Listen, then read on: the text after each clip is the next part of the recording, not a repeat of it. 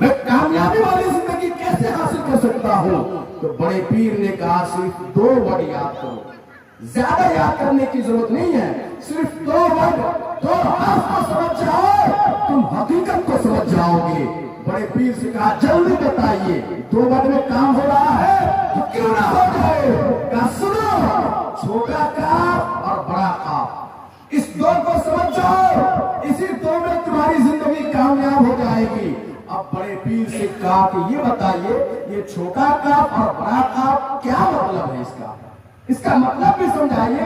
یہ چھوٹا کاف بڑا کاف ہم لوگ قاعدہ بغدادی میں پڑھے ہیں، لیکن اس کا مطلب کیا ہے؟ بڑے پیر کہتے ہیں مطلب جاننا چاہتے ہو؟ بڑے پیر کہتے ہیں مطلب سمجھنا چاہتے ہو؟ کہا حضور جلدی بتائیے، شوق میں بتائیے تاکہ اپنی زندگی میں انقلاب پیدا کر سکے۔ بڑے پیر نے کہا پھر سنو، 2 حرف میں یاد رکھو، 2 ورڈ کو سمجھ جاؤ، زندگی میں انقلاب آ جائے گی اور تم ہی کامیاب ہو جاؤ گے۔ کہا جلدی بتائیے، دیر نہ کیجیے۔ کہا سنو، چھوٹے کاف سے مراد کفن ہے، چھوٹے کاف سے مراد کفن ہے۔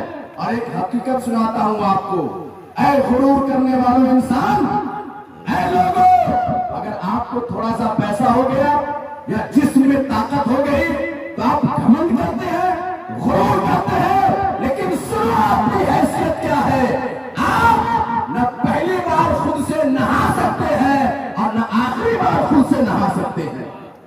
آپ کی حیثیت، آپ کی حقیقت یہ ہے، آپ کی حیثیت یہ ہے۔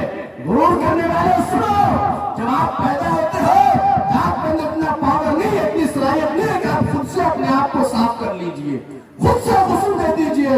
اور یاد رکھو کہ آخری غسل بھی آپ خود سے نہیں دیتے ہیں، آپ کو دوسرا ہی دلاتا ہے۔ آپ اتنے محتاج ہیں کہ آپ کو خود سے نہا نہیں پا رہے ہیں، پہلے غسل خود سے نہیں کر پا رہے ہیں، لاسٹ غسل خود سے نہیں کر پا رہے ہیں، تو غرور کس بات کا، گھمنڈ کس بات کا؟ پیسہ یہ ختم ہو جانے والی چیز ہے، طاقت یہ ختم ہو جانے والی چیز ہے، یہ جسم، یہ خوبصورتی، یہ وائٹنس، یہ سب مٹی میں ملنے والی چیز ہے، کیڑے مکوڑے کھائیں گے۔ اس لیے اے انسان غرور نہ کیا کر، اپنی زندگی میں عاجزی انکساری رکھا کر۔ آپ عالموں کی عزت کی نظر سے، عالموں کو عزت کی نظر سے دیکھیے، ماں باپ کو احترام کی نظر سے دیکھیے، اپنے سے بڑوں کے سامنے جھک کر ملا کیجیے۔ یہ انسان کی حقیقت ہے۔ اور آپ خوب جانتے ہیں کہ جو جھک جاتا ہے وہ بچ جاتا ہے، جو اکڑ جاتا ہے اکھڑ جاتا ہے۔ آپ آندھیوں میں اس کا جائزہ لیجئے نا کہ جو پیڑ اپنے آپ کو جھکا لیا وہ بچ جاتا ہے، اور جو درخت آندھیوں میں اکڑ گیا وہ اکھڑ جایا کرتا ہے۔ آخری بات وہ کیا ہے؟ بڑے پیر نے کہا چھوٹے کاف سے مطلب کفن ہے۔ کیا مطلب حضور؟ کفن ابھی خرید لے، سلوا کر پہن لے؟ کہا نا نا نا نا نا نا نا، اس کا مطلب یہ نہیں ہے کہ تم کفن ابھی خرید لو، اس کا مطلب یہ نہیں کہ تم کفن ابھی پہن لو۔ کہا حضور کرنا کیا ہے جلدی بتائیے۔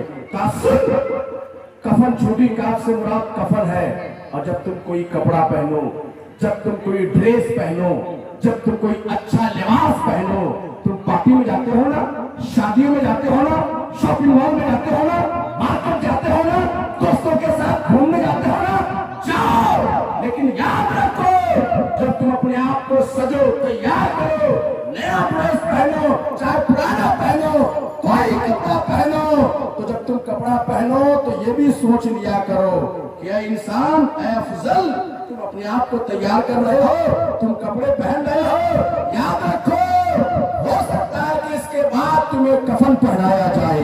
اللہ اکبر، ہو سکتا ہے، کیونکہ موت کا کوئی بھروسہ نہیں ہے۔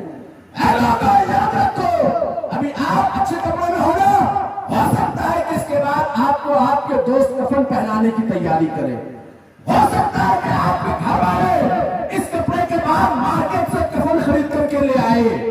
تو اس لیے جب بھی کوئی کپڑا پہنو تو ہوش میں رہا کرو اور یہ سوچا کرو کہ ہو سکتا ہے کہ اب اس کپڑے کے بعد مجھے کفن پہنایا جائے گا۔